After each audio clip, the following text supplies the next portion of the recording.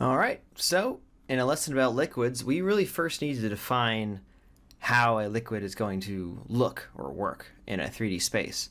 Now, hopefully by now we're familiar with voxels, or at least, fog density here, as we can see. This is something that we're familiar with that kind of moves like the way water might move, in the sense that it can start in one shape and kind of twist and deform and go crazy. It's not really beholden to the beginning shape. It just kind of moves around on its own. And that's cool. That is as opposed to, let's say, a polygon pighead, which can certainly move around in space. It could even maybe deform as we grab points and, we can make it move smoothly. You could squash and stretch it, but this ear is never going to just fly across the screen the way some water might splash this way or some might splash that way. Basically, it's going to want to respect this polygon setup that we have here. All these beautiful polygons are great for just general deforming and defining a large area from relatively few points, but it doesn't really lend itself to, again, a liquid thing. I think it should be pretty self-evident, I hope, that we can't really start with a polygon mesh to turn into a liquid.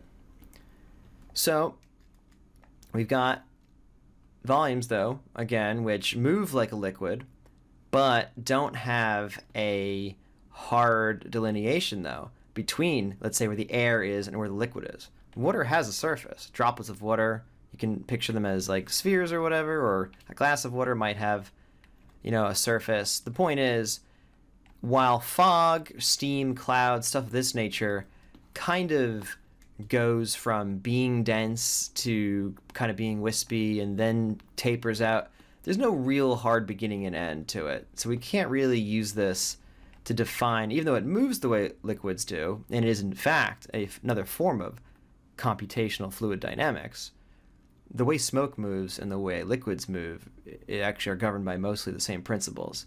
But again, we don't really get a hard surface from this, which again, we do get from the pighead, but the pighead simply can't move or deform as much as this does. So what else we got? Well, there's just particles. Particles move, but kind of the same problem that the smoke has, which is, they can move. They're not beholden to some kind of rigid structure that the polygon pighead has, but again, there's not really a hard surface between where the liquid is and where it's not. Now, we can maybe start from here, though. What if we started from the way particles and or volumes move and made our polygon surfaces, those hard polygon surfaces, from that?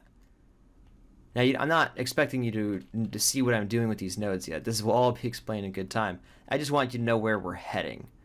So what we want to do instead is we can start from points that will move around the way we want our liquids to move, and we can simply turn them into polygons on the fly.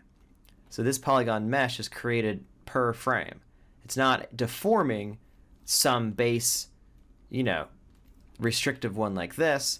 Let's instead just create a new one depending on where we've gotten to in our sim. So for example, here again, we can also do that from volumes. So I just showed you how to do it from points. Here from volumes, we can also generate a polygon mesh, as you can see, based on an underlying non-polygon related sim. So we kind of get the best of both worlds. We've got the movement, and then we just generate a mesh at the last second from that. Now, making a nice one of these meshes that's a whole nother conversation, which we'll touch on in this lesson, but we'll actually touch on even more in later lessons.